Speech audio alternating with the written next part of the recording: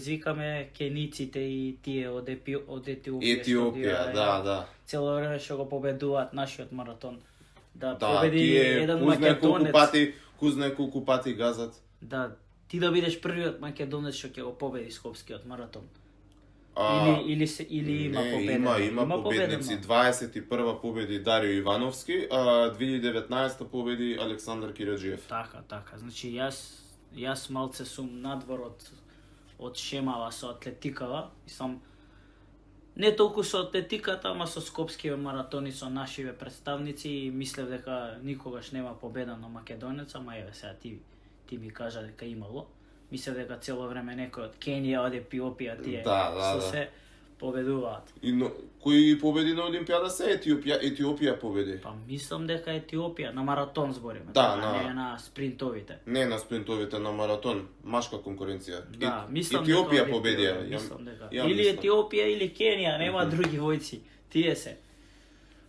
Сега тука доаѓаме до полумаратонот 23-та, така? 23-та полумаратон. Добро, и ти рече како направи 2 сата време или како беше? Збориш за Скопскиот полумаратон? Да, па тој ти бил прв маратон, почнуваш да се спремаш и... Да, почнувам да се спремам, поминуваат одмори, доаѓа 1 октомври, тука се осеќав веќе малце како трема, бидејќи пред мене беше еден малце поголем предизвик. Така. Тргнав полека и успеав да го истрчам Скопскиот полумаратон за 2,5 сати. За 2,5 сати, точно за 2,5 сати? Точно за 2,5 сати, да. Имав и мала незгода со листот тука на 15-тиот километар, малце ме стегна. Добив грч? Грч добив, да. Тоа е лошо. Тоа е, значи, си немал доволно добри припреми. Можеби и не требало да го тршаш, ама можеби и не си ни осетил ти претходно дека можда ќе добиеш грч. Да, не сум осетил, да. Не си осетил. Друго трчаше маратонот, дали имаше некој помисла, пример, дали ќе го истршам, нема да го истршам, ќе го истршам.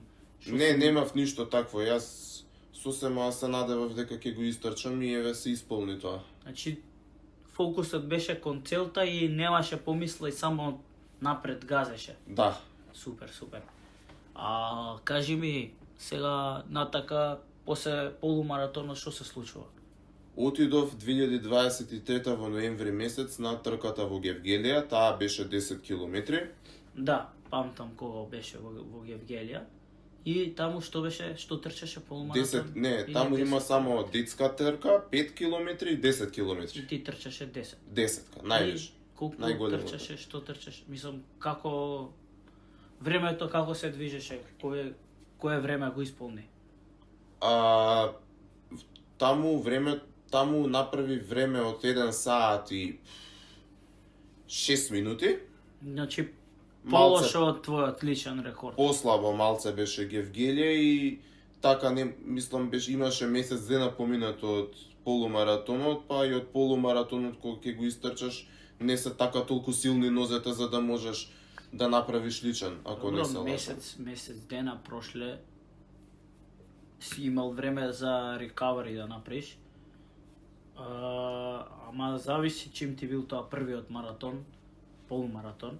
Значи, можеби управо си дека треба малце телото да одмори некое време, ама ти сакаш да трчаш и ти без размислување се пријави на тој маратон. Да, сакав да ја пробам Гевгелија. И како е Гевгелија да се трча? Гевгелија вака добра е, нема успони, рамна е трката, ама собрав од таму искуство, си реков некоја наредна прилика можеби за некој 3 или 4 години, бидејќи во иднина имам премногу планови да трчам на други места. Значи би одел сепак пак во Гевгелија? Некогаш да. Некогаш да, здрави.